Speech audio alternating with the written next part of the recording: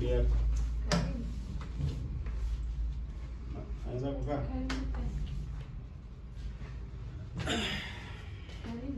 Asante. Niliona tangazo la kazi. Ndio. Na vyeti vyangu hapa kulingana na nilichokisomea. Nimeleta nani? Vyeti vyangu.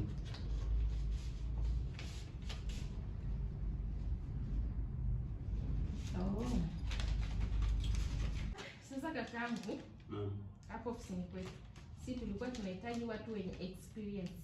At least hata miaka 2-3. Unajua dada, mimi ni mtu wa kazi, alafu sina kazi. Na sina hela. Napata wapi kazi sasa? Kaka, hilo liko nje ya uwezo wangu.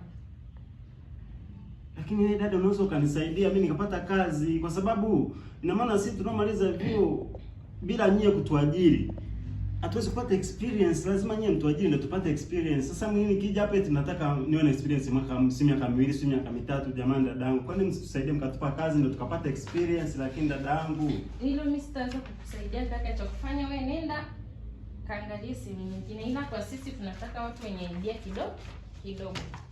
Idea ninayo, si nimesoma miaka 3. Hauna experience kaka. Jamani. Basi sawa, nimeshakosa kazi. Basi dada, naomba namba yako. Maana nimekuelewa hata. Kaka, umefuata kazi, umefuata namba ya simu. Sasa kama sina kazi, si bora hata nipate experience ya mapenzi dadangu. Mimi nenda toka ofisini kwangu. Kweli eti bora hata unipe namba yako. Toka ofisini kwangu. Kweli kabisa. Nipata hata experience ya mapenzi. Sasa kama na yenyewe na mapenzi nikienda sitanikatalia kwamba sina experience na mapenzi. Hivyo basi sasa naomba nipate experience ya mapenzi.